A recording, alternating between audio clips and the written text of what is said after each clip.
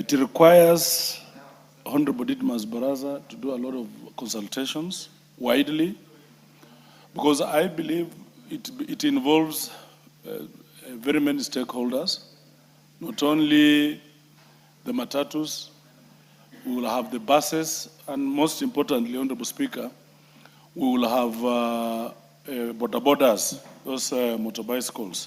So I think he needs to go back to the drawing board. We support the idea, but it's a broader stakeholder engagement that is needed for this. Honorable Speaker, any government has a moral responsibility of regulating essential goods and services so that they cushion their citizenry, Honorable Speaker.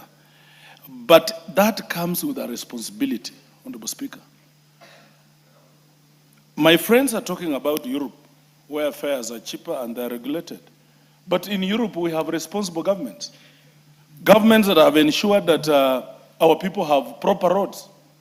Governments that have ensured that their people have proper security, Honorable Speaker.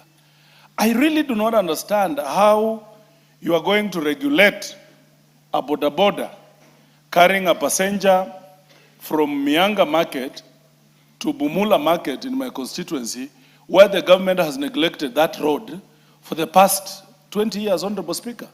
The government now loses moral authority. And that is why we are speaking to the government. That yes, if you want to be a prefect of all these things that you are discussing, please be responsible. Be a responsible government. Ensure that the people that you want to regulate have proper health care. Ensure that they have proper roads. Ensure that they have proper security, Honorable Speaker. The people you want to, the government that wants to regulate this transport sector, Honorable Speaker, the users of these services, Honorable Speaker, live in perpetual fear. They are attacked every other day, Honorable Speaker. The operators of matatus, we've seen gangs have taken over towns, major towns of this country, to an extent that the operators of this service, Honorable Speaker, they need to organize a private security. Yeah, we have seen this government encourage, they are using gangs, Honorable Speaker, to continue to administer their things, Honorable Speaker. It becomes very difficult that a country that cannot ensure that its people are secure, including operators, cannot then purport to be the prefect of these things, Honorable Speaker. Yeah, we have seen gangs take over this country. We have seen gangs take over private meetings, public meetings, Honorable Speaker. People who want to attend rallies to listen to their leaders, they cannot get there because of goons hired by the government. How can the same government come and regulate this thing, Honorable Speaker?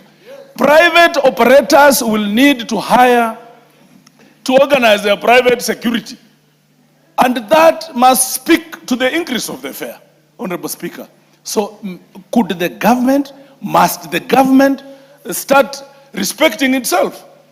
Yeah. So if you want to be respected, and my senior brothers here, like Honorable Chairman of Agriculture, you know, I pity where you're speaking from, because you know the realities on the ground, that this government is not doing anything. This government is not building roads.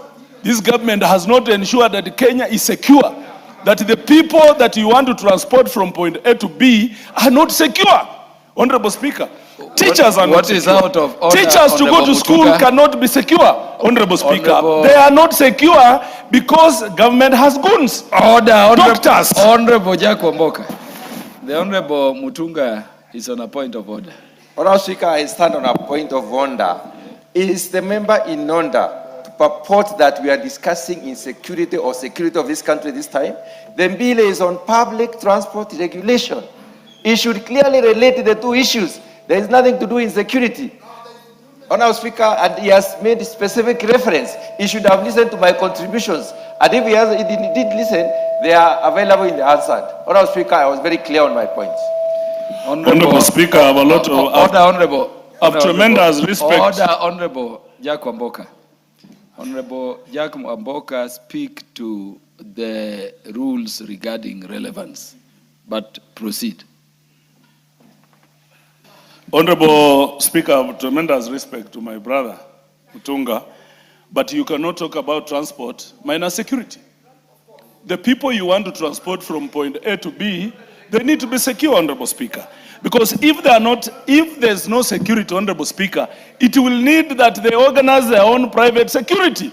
And that is why we are saying we have lost this country to goons and gangs, Honorable Speaker. That must be restored. Security must be restored so that the transport sector is regulated. You can't speak to that. Doctors need to go to hospitals in a safe manner, Honorable Speaker. Children need to go to school, Honorable Speaker, in a safe way. Fares are going up because the operators will have to go an extra mile to organize their own security, Honorable Speaker. This is what we are saying. The government has not made roads. You like it or not, the fares will go up. Wamuthende, let me teach you, you relax. Fares will go up whether you like it or not, because roads are bad. Cost of maintaining motor vehicles, buses, borders is going up. This government told us there is a bottom-up government, Honorable Speaker. Honorable Beatrice Elachi is on a point of order. Honorable Speaker, you'll add me some time because they are disturbing. Mr. Speaker, is my colleague in order to tell Kenyans here on the floor of the House that whether they care or they don't care, and yet we are amending laws here, that their fares will go up. Our communities now must know we have no power. Fares will just go up. Is it in order to tell Kenyans that? Are you saying that these operators are more powerful than the clients they carry? No, it cannot be. Speaker, you'll add me 2 minutes, but you can see these are just distractions. I'm building context in this manner, Honorable Speaker. That if roads are bad, cost of maintenance on pikipikis and matatus and buses will go up. That has to be taken care by someone. If security is bad, it will force the operators to organize themselves to hire private security, which will bring the fare up. I don't know what bit doesn't Madam Elachi understand. We are dealing with a government that says they will bottom up every sector. And we are talking about transport sector. The biggest contributors of this sector are borders. Are borders happy? No, they are not. Are Wambokas happy? No, they are not. That they need to take the fresh produce from their farms to the markets to use transport which has escalated because of these things. They are not. Honorable Speaker, this government lied to our people. This government, at the right time, they must go. Thank you. The Honorable Beatrice Elachi will now make her contributions.